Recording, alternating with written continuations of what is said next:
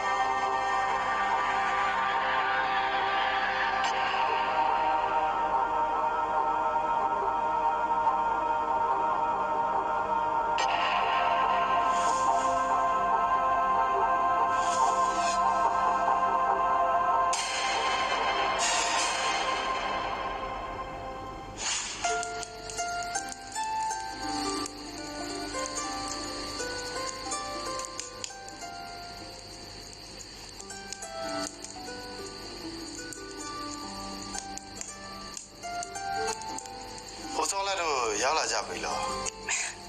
ဟုတ်တယ်နော်အတူကကိုစောလက်ရဲ့ချစ်သူမမောင်ကြီးပါတွေ့ရဝမ်းသာလာတယ်မောင်လောင်တော့မြည်ကငါစောဝနာပါတောင်းတော့တွေ့ရတဲ့နှလုံးချီကိုရှိပါပြီဆိုရေးတော့လဲဆိုရပါအမောင်နဲ့နောက်တော့နှမလေးကြီးငယ်နေတာကြာပြီလားကြာပြီမှာပေါ့ဟုတ်တာတော့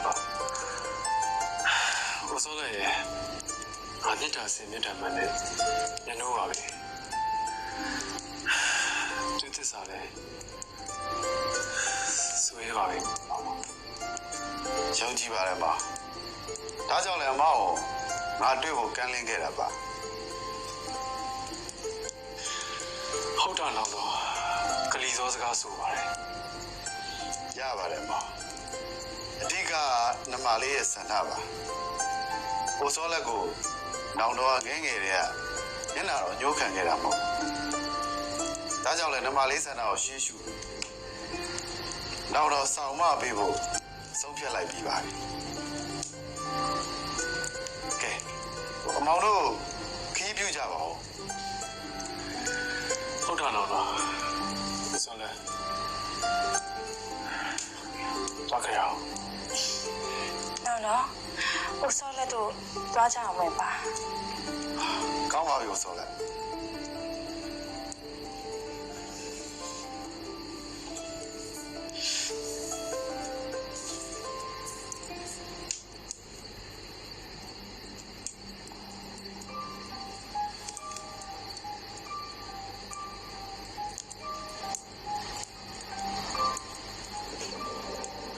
ဘလို့ဟိလဲငါဝနာကြားရည်နဲ့ဝမ်းချထားလိုက်တယ်တခါရင်နဲ့တက်တာကောင်းပါရှေ့ဆက်နဲ့အဘယ်လိုလုံးမယ်လို့ဆိုနေတာကျူပင်ခုတ်ကျူငုံမချင်ဒီငမိုက်သားတမိသားစုလုံးမိလောက်တိုင်းသွေးပြစ်ပါ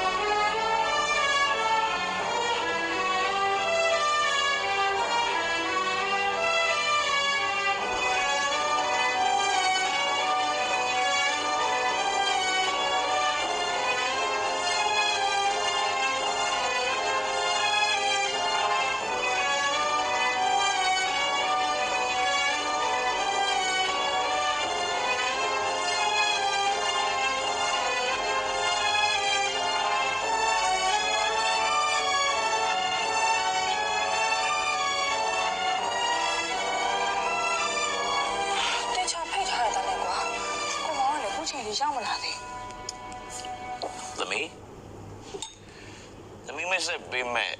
သမီးရဲ့ငယ်ချင်းရောက်မလာတော့ဘူးတင်တယ် ဟုတ်တယ်ဖေတမီးနဲ့တူလာမယ်ထင်ပြီးတော့စောင့်နေတာ ဒေါ်ရစီတို့ကသမီးကိုမင်းနေတယ်သွားနှုတ်ဆက်လိုက်ပါဦး ဟုတ်ကဲ့ပါဖေ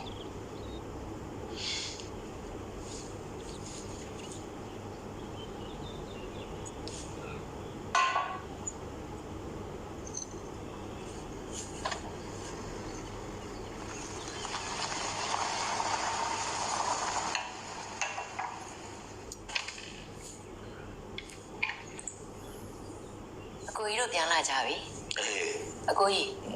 ဟိုတယ်ဖွင့်ပွဲလေးအဆင်ပြေလားကိုကြီး ဒီပါတယ်ဖိတ်ထားတဲ့ဧည့်သည်အလုံးဒီပါတော့တက်တယ် ဟုတ်ကဲ့ စီကားပါပဲ ဟုတ်အစိုးလေးရောပြန်ပါမလာဘူးလားကိုကြီး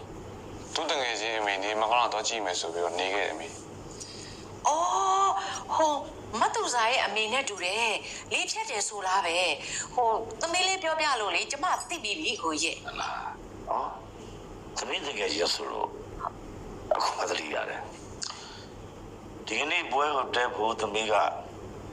သူ့တကယ်တယောက်ကိုဖိတ်ထားတယ်တဲ့အဖေနဲ့လည်းမစ္စပေးမယ်လို့ပြောတာပဲလာမလာတော့သတိထားပြီ ဟိုအစိုးလေးဖိတ်ထားတဲ့ဧည့်သည်ဆိုတာလေဟိုမမောင်ကြီးများဖြစ်နေမလားမသိဘူးနော်ကိုကြီး အဲ့ဒီကောင်လွယ်ပြီးတော့ဘယ်သူရှိအောင်မလဲမေးရမောင်မောင်ကြီးကိုဟိုတယ်နားမှာတော့တွေ့တယ်လေဦးရဲ့ဘာဖြစ်လို့လဲတော့မသိဘူးအထဲမဝင်မနေပြန်ထွက်သွားတယ် ဒီလိုလား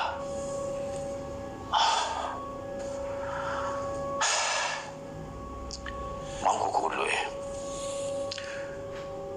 မြေစောကိုယူဒဆိုင်နဲ့တေချာဆောက်ရှောက်ပါငါတော့အိုဒီကွာသမီးလေးကိုမဖြစ်တဲ့နာမဖြစ်စေချင်ဘူးကွာ စိတ်ကြပါဘူးကျွန်တော်အစိုးရစောင့်ကြလိုက်ပါမယ်ယူဆလိုက်ပါမယ်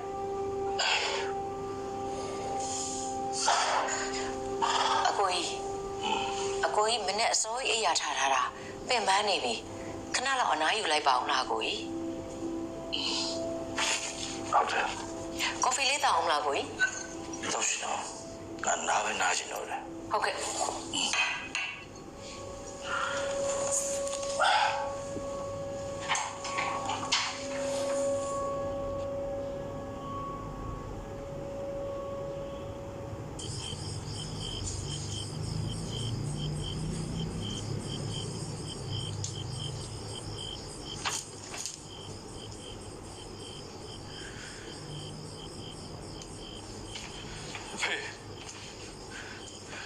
အဖေကျုပ်မုန်းစိုးလို့တယောက်ကျုပ်ဒီနေ့မထင်မှပဲတွေ့လိုက်ရတယ် ဘယ်သူနဲ့တွေ့ခဲ့လို့လဲ စောဝနာကိုကျုပ်ဒီနေ့တွေ့လိုက်ရတယ်အဖေ သေချာရဲ့လားလူကြီးရဲ့ မသေးကြပဲဖေကိုကျုပ်ပြောပါမလားဗျာဘဝဆက်ဆက်ကျုပ်မုန်းစိုးလို့ကစောဝနာပဲဒီကောင်ရှုံးမလို့ကျုပ်နဲ့မစောလက်တေခွဲခွဲခဲ့ရတာဒီကောင်ကြောင့်ကျုပ်တို့မိသားစုအချင်းလက်လက်မီးအောင်တိုက်သွင်းခဲ့ရကျုပ်ဒီကောင်လုံးဝမကျင်တော့ဘူးဖေ လူတွေတွေ့ခဲ့တဲ့စောလားအခုပဲပါလေ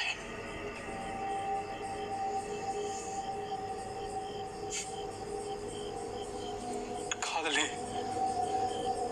တိုက်ဆိုင်မှုရအရင်အဝါစရာကောင်းတယ်ဖေက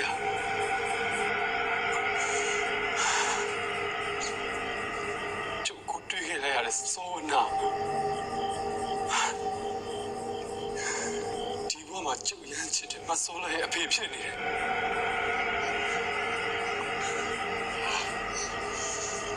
လူတွေနဲ့ပတ်သက်နေတဲ့မင်းကလေးရဲ့အဖေဟာစောနာဟုတ်လား ဟုတ်တယ်ဖေကျုပ်တွေ့လိုက်ရ ရတယ်စိုးနာမစိုးလိုက်အဖေဒါပဲဘာပဲဖြစ်ဖြစ်ကျုပ်စိုးနာကိုလက်စားရှိတယ်ဒါပဲမစိုးလိုက်ကျုပ်ကိုမိုးကြီးမိုးသွားမှလည်းကျုပ်ရမ်းစိုးနေပြီကျုပ်ဘာလို့အောင်လဲကျုပ်ဘာစလို့အောင်လဲဖေ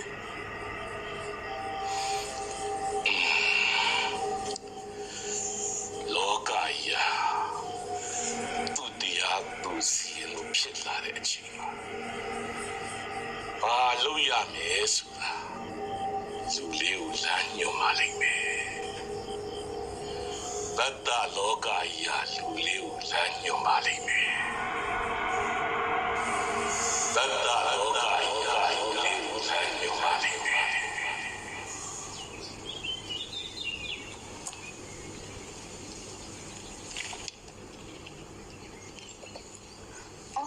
မမေထော်ထမင်းမွေးရပြီလားမေရပြီသမီးရေရပြီဟဲ့ခွန်ချုံနေဝင်လဲနေမပြီးသေးဘူးလား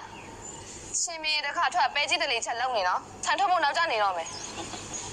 အမရဗျာအမြဲတမ်းကြုတ်ကိုပဲလို့ရအမြဲတမ်းကြုတ်ကိုပဲပြောနေတာချီပဲဘာလို့လဲလောရမယ်လေအချိန်ကိုလဲကြည့်အောင်အမေစီကထမင်းမွေးယူပြီးသွားမယ်ကဲရောထမင်းဘူးဒီနေ့ပဲကြီးနဲ့ချက်ပေးလိုက်တယ်ပဲကြီးနဲ့ဟာပဲကြီးနဲ့ဆိုတော့ဗျာဒီနေ့အမောဆွဲနေအဲ့ဒါစူးရလေးရောအောက်ထားသေးလားမေခတ်ထားပါတယ်သားရဲ့အမေသားကြိုက်ကိုမေသိတယ်ဟောအဲ့တော့ဘယ်လိုချစ်တာအာဘောဟဲ့ငါတော့လာမနန်းနဲ့နော်ဘယ်ခုတ်ဆွေးနေပြန်မှာမနန်းပါဘူးဒုက္ခလေချစ်ရမှာအဲ့ချစ်ဝါနဲ့မှာအမေတောက်ကြည့်အောင်လူလေးကလာတော့မှတော့ကြာဟိုဘက်လေးစိတ်လျှောက်ပြောနေစားပါဗျာငါခွန်းချိုပဲပြောနေခွန်းချိုကလေတော့မမမယူအမေကိုပဲအနေနဲ့ကျင်းပါအဖေသားလေးကလိမ်မာလိုက်တာတာတုပါသားရဲ့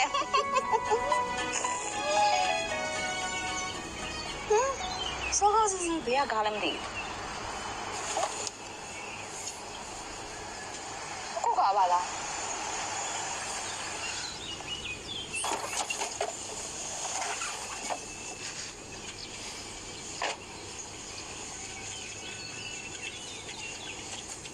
့နေကောင်းတယ်နော်ကောင်းပါတယ်ကွယ်ဟုတ်မင်းကဘယ်ကနေလာတာလဲအော်ဒီရွာမှာစပကြီးတဲချရတယ်ဆိုတော့လာရှာရင်းနဲ့ဒီဘက်လှည့်ဝင်ခဲ့လိုက်တာဆိုင်ဝင်းကနောက်ကျနေပြီတို့သာအဲ့ထောက်ခံနေလေအချိန်မရှိတော့ဘူးဟဲ့ကောင်ကျော်ဒီအခုဘာလို့ပြောလိုက်တာဟုတ်တယ်လေအချိန်နဲ့ဒီကလူမစောင့်တာတို့သာအဲ့ခံနေလေဆိုင်ခွဲကိုနောက်ကျသွားမှာပေါ့ခွန်ကျော်အမေတောက်ကြည့်ပြောခွန်ကျော်အားနာရတာကိုရဲ့ခွန်ကျော်အဲ့လိုပဲစကားပြောရင်ဘူးနဲ့ပေါ့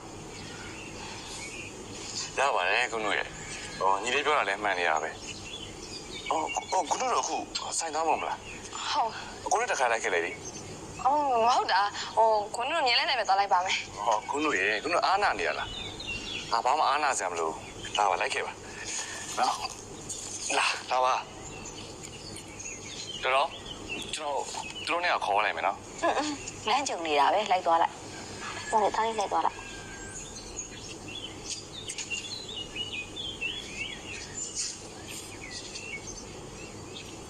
တော့ခွင့်ပြုပါဖုန်းပါကြီးကွယ်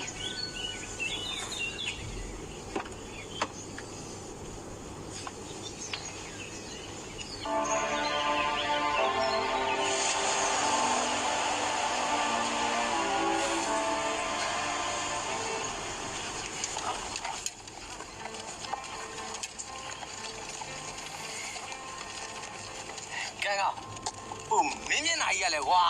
စိုးစိုးစီစီလရာကြီးမိုင်နေတဲ့အတိုင်းပဲစားပါနဲ့ဗျာကျွန်တော်တကယ်ခံစားနေရလို့ပါဗျ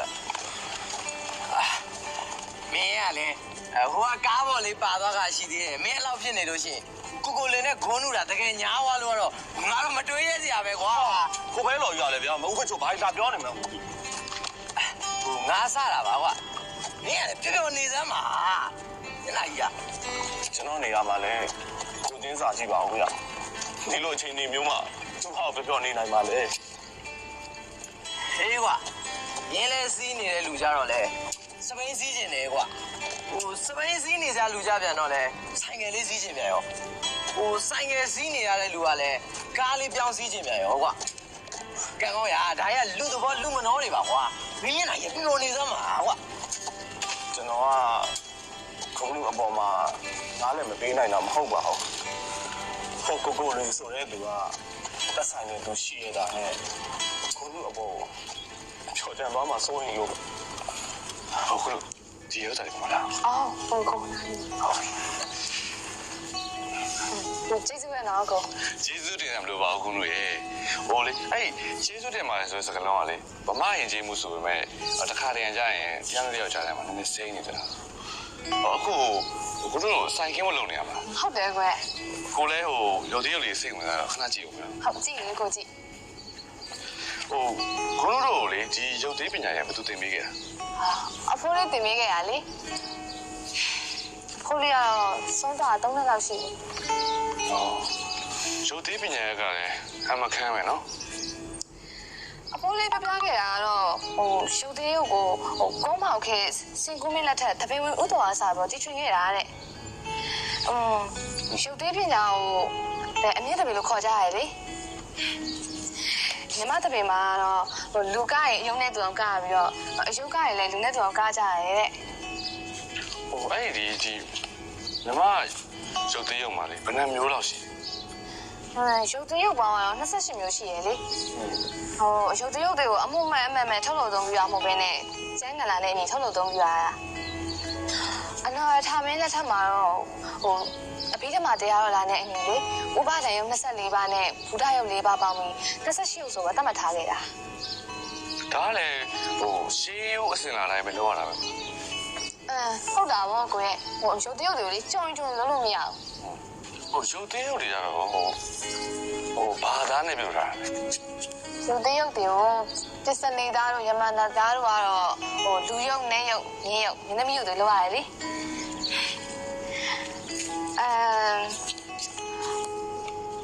ဘင်းရုပ်တို့မင်းသားရုပ်ကိုတော့ဣကရတာနဲ့လောက်ရတယ်အခြားကျန်တဲ့အခြားရုပ်တွေကတော့လက်ပတ်သားနဲ့လောက်ရတယ်လေ ဟိုဒါလည်းလေရှေးရုပ်အစင်လာတိုင်းပဲလုပ်ရတာမလား ဒါပေါ့ကိုရဲ့ရုပ်သေးရုပ်တွေကိုကြုံလုံးလို့မရဘူးဘယ်ရုပ်ကိုပဲလုံးလို့အင်္ဂါအစုံနေပါရတယ်ရုပ်သေးရုပ်တွေက73လက်မနေပေါ့လက်မ20ကြီးအရွယ်စားရရှိကြတယ်လေ ဟိုအဲ့ဆိုလို့ရှိရင်လေဟိုရုပ်သေးရုပ်တရုပ်မှာဆိုလို့ရှိရင်ကျိုးပနဲ့ကျိုးတော့ပါ 18ကျိုးပါတယ်ကိုရဲ့ခေါင်းကျိုးပခုံးကျိုးထောင်စစ်ကျိုးခါကျိုးဒူးကျိုးဖနှောက်ကျိုးခြေများကျိုးပြီးတော့ခုတ်ကျိုးကလည်းပြီးတော့အခြားကျိုးတွေအားလုံးဝဲကျိုးရာကျိုးတာကြောင့်18ကျိုးရှိရပေါ့အပြိုတော်ရုံမှာတော့ကျိုးပေါင်း60ရှိရလို့အဆိုရှိခဲ့သေးတယ်အဖိုးလေးကအရန်တော်တာကိုရဲ့ဖိုးလေးယူသေးကားပြရင်လေခေါင်းလေးကတစ်ဆက်ခြေပြားလေးကတစ်ခါနဲ့လက်လေးကတစ်ဆက်အရန်ချီကောင်းတာကိုရဲ့ ဟောအဲ့ဆိုလို့ရှိရင်လေဟိုရုပ်သေးကတဲ့အခါမှာပေါ့နော်နောက်ခံအဆိုပိုင်းနဲ့ဒီပိုင်းကြတော့ မင်းသားမင်းသမီးအတန်တို့နောက်ခံဆိုင်ဝိုင်းတူရီရတယ်အဲ့ဒါရလေအဓိကကြားနေမှာပါတာပဲဓမ္မရုပ်သေးပညာလည်းနော်အင်မတန်နဲ့နေတာပဲ အဲ့ဒါကြောင့်လေမမင်းလက်ထက်ကလူကိုယ်ကရဲ့စက်တပင်ကိုအနိတပင်လို့ခေါ်ကြတာပေါ့ကျိုးဆွဲပြီးတော့ကားရရုပ်သေးတပင်ကိုတော့အမြင့်တပင်လို့ခေါ်ကြရတယ်လေလူကားရဲ့အနိတပင်ကတော့ဂျီဝိုင်းတပင်ဖြစ်ကပြရတယ်အမြင့်တပင်လို့ခေါ်ရရုပ်သေးတပင်ကတော့စင်ထိုးပြီးစင်မြင့်ပေါ်မှာကပြကြရတယ်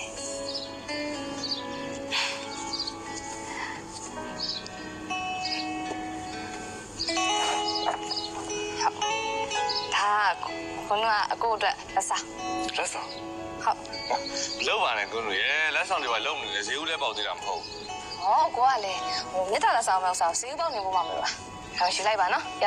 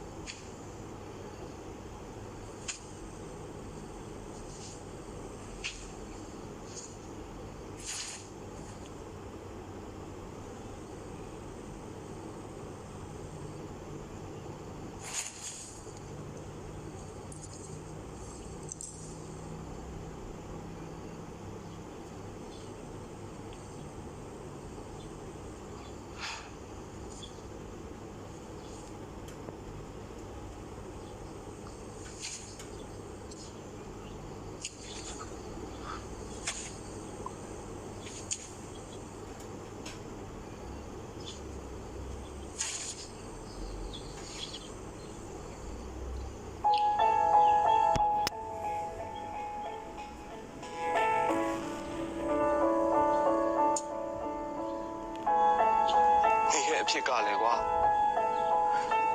ကျိုးဆွဲမဲ့သူရှိမှရှင်သန်နိုင်မဲ့ဘဝမျိုးပါလားကွာ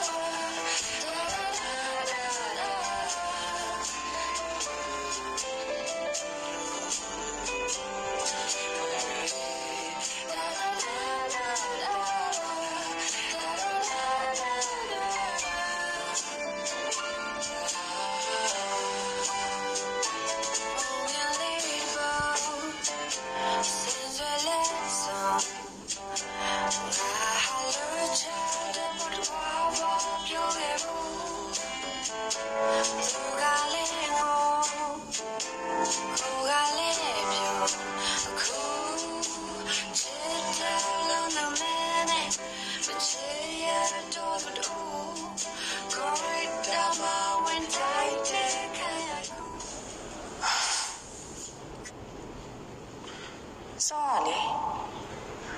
ဂရိတလုံးအတက်တမြတ်တန်မိုးထားတယ်ကိုမောင်ဖိတ်တော့ကလေကိုမောင်လာမယ်ဆိုပြီးပြောခဲ့တယ်လေဒါပေမဲ့ကိုမောင်ကဂရိမတည်အစောတော့ကိုမောင်လာမယ်ချင်းပြီးမျှော်နေခဲ့တာ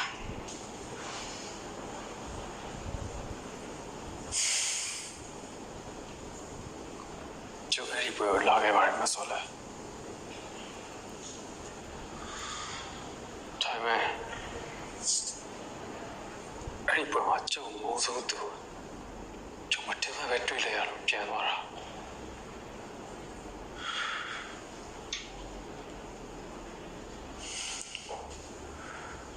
အစောလည်းကျွန်တော်စိတ်မဆိုးပါနဲ့ဗျာအမောင်ဆုံးရင်တော့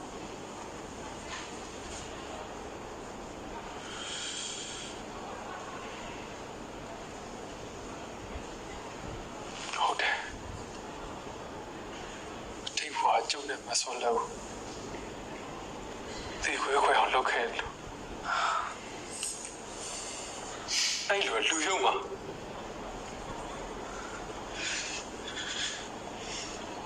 အဲ့လိုကျုံသွေးရနေကိုမုန်းတယ်ဗျာ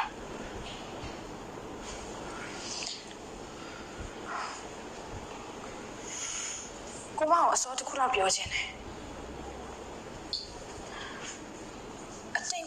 အဖြစ်တနေဆိုတာအစောတော်ယုံကြည်ဖို့ခက်ခဲပါတယ်အဲ့ဒါကြောင့် ဖေပေါ်မှာကိုမောင်တန်ကြမထားပါနဲ့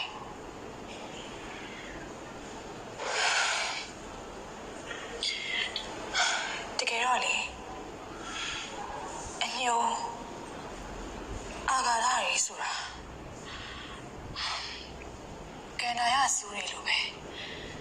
စိတ်ပြင်းပါတယ်ကိုမောင်ရဲ့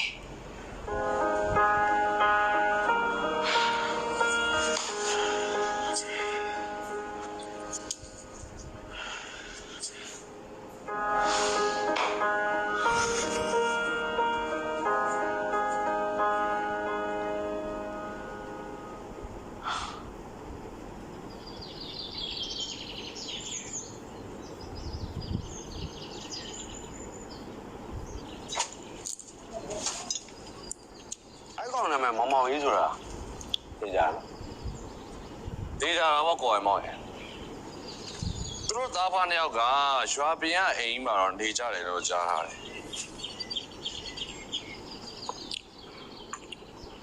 ကိုလည်းပြောတဲ့ဘေးကိစ္စတော့ကျွန်တော်စိတ်ဝင်စားရပြီအဲ့ဒီဘေးကဗမာဖွက်ထားလဲဆိုတော့မမောင်ကြီးသိတယ်ဆိုတာလဲသိကြရနော်သိကြတာပေါ့ကိုယ်မောင်ရဲ့လှုပ်ရတဲ့မို့လို့တီတီကြကြကိုယ်မောင်လာပြောတာပေါ့ကျွန်တော်အခုလိုသတင်းပေးတာကျေးဇူးအများကြီးတင်တယ်အဲ့ဒီရှေးအောင်ပရက်ကိုရလို့ကတော့ကိုလင်းကျေးဇူးဘယ်တော့မှစိတ်ချကိုယ်မောင်ပုံကြည့်ရတာတုံးတိုက်တိုက်ကြားခက်ခက်လုံးမဲ့ပုံနော်ဝေးဆိုတာဒုတိယဘုရားသခင်ပဲကျုပ်ကငွေရလို့ကတော့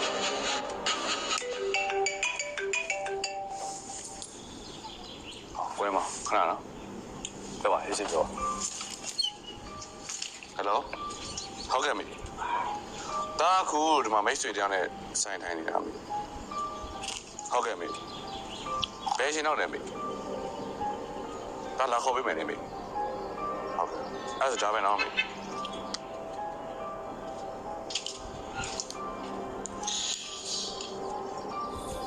အမေကသူ့ကိုညနေရွှေစည်းကောင်မှာလာခေါ်ဖို့ပြောနေတာ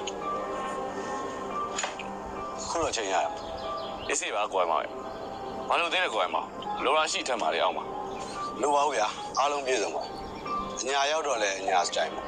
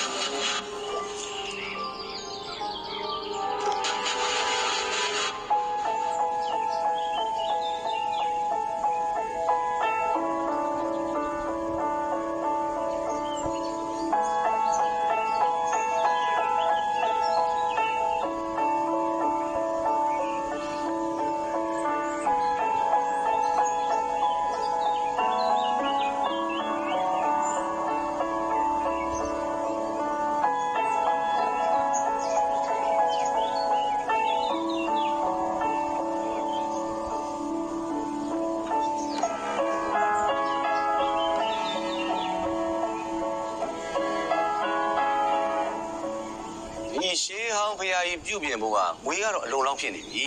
ဆရာတော်ဖရာကိုရှောက်ပြီးတာနဲ့ပြုပြင်မိုးမှန်ရဲ့ကိစ္စတွေစပြီးလုပ်ရတော့မှာအဲ့ဒါတော့ကျွန်တော်တို့ရွာသားတွေဘာလုပ်အောင်လဲဆိုတာကလူကြီးပြောပါလိုအပ်တဲ့အခန်းကဏ္ဍကနေအားလုံးလိုအပ်တာပေးဖို့အစင်းလေးပဲဩမင်းကတော့ထုံးစံတိုင်းစောအောရေးမှုပဲလုပ်ပေါ့ဒါမှအများကောင်းမှုသာဓုခေါ်စရာဖြစ်မှာပေါ့အဲ့ဒါတော့စိတ်ချလိုက်တော့လူကြီးရေကြီးမနိုးကြီးတရွာလုံးကိုမောင်းထုတ်ပြီးကြီးညာပေးဖို့ကတော့ပြောင်းကြီးတောင်းတာထားလိုက်တော့အေးပါကွာအေးပါအေးပြ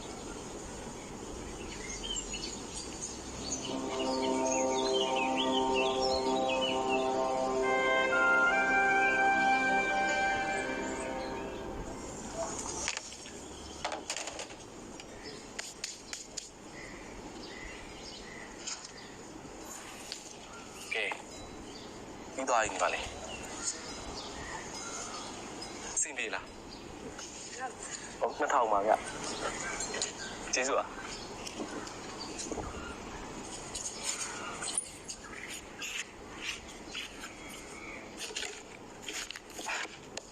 ဟာခွန်ချိုသမီးစားပါလားစားပြီအခုပဲစားပြီ အမေကလေဒီကနေပဲပင်ပေါက်ပဲပြားရဲ့ဘဲဥခင်ရဲ့ချက်ပေးလိုက်တာစားရဗျာဘိုက်ကိုတီးပြီးကားနေရပဲ ဟာကောင်းလိုက်တော့ကွာမင်းစားရင်လေငါငတ်တယ်လို့ပဲကွာ ဘန်ကလည်းလာပြီးနောက်နေပြီ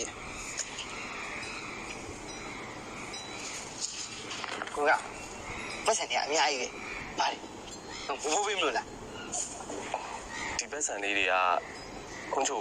မဟုတ်ဖို့ပေးလို့မရဘူးဒီဘက်ဆန်လေးတွေကဖျားပြင်းတဲ့ခါကျရင်ငါအလှထည့်ဖို့အတွက်အနေချစ်ချုပ်ပြီးအောင်စုရတာတကယ်လို့ဒါနောင်ဘဝမှာလေငါသာလူဖြစ်ခွင့်ရမယ်ဆိုရင်ခုလိုမျိုးဒုက္ခိတဘဝမျိုးနဲ့လူမဖြစ်ပါစေနဲ့လို့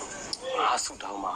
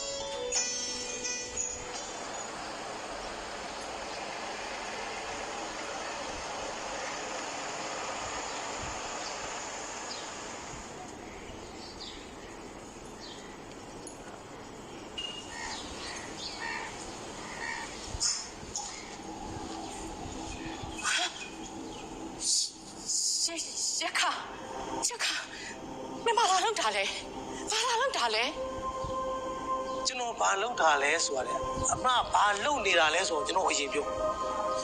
你是卡表了，进没来呀？那你阿妈吧，嘿，这卡耶。 ပတ်စံနဲ့ပတ်သက်လိုက်အမှားတော့ပါတော့ကျွန်တော်နားမလဲဘူးကျွန်တော်တောင်းထားတဲ့ပတ်စံကိုအခုချိန်ထိပြားမှမေးတာဘာတော့လဲကိုရှင်း 嘿，我嘛背着呀，没去过，没背呀，包嘿。啊，阿姑爷我有谁不背的？哎，你天我可背了，你要个多个背你呀，这说了，你对了。 စိတ်ကြီးတွေပေးမနေနဲ့ကျွန်တော်ကိုပေးမယ်ဆိုပြီးပြိုင်နေဝမ်းချနေအောင်ကျွန်တော်သိမခံနိုင်တော့ဘူးခုလိုချင်တယ်ဗျ 嘿，我培养嘛骨头刚木漏啦啦喏，我阿骨头我背呢喏一卡。 အမားလိုလူမျိုးကဘလောက်ပဲကုသိုလ်ကောင်းမှုလုပ်လို့သိငဲကြမှာသိကြတယ်အပေါ်လုံးနေတယ် 一卡，你我把这个苗的标你啦嘞，把这个的标你着嘞。 ကျွန်တော်ပြောတာမဟုတ်လို့လားကိုเจ้าကိုသိမှာပေါ့နော် 你，我塞呢讲了太没标呢喏一卡， ဆွဲထဲ့မယ်ပြောပဲပြောကိုပြောရမယ် 一卡。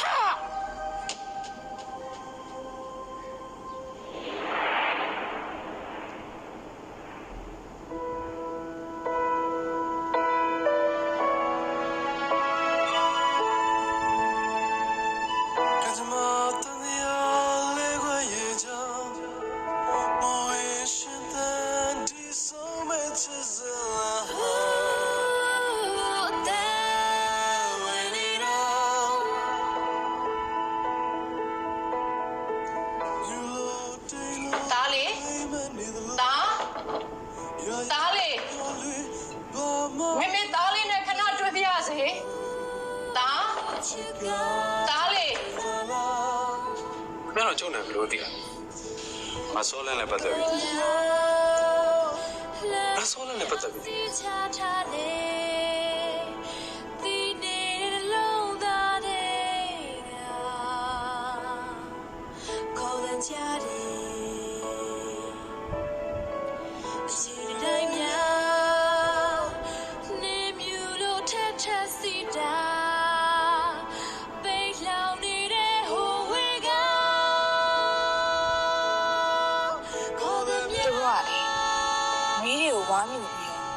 တန်းနေရတာအဝေးကနေကြည့်တော့ရဲလာတာပေါ့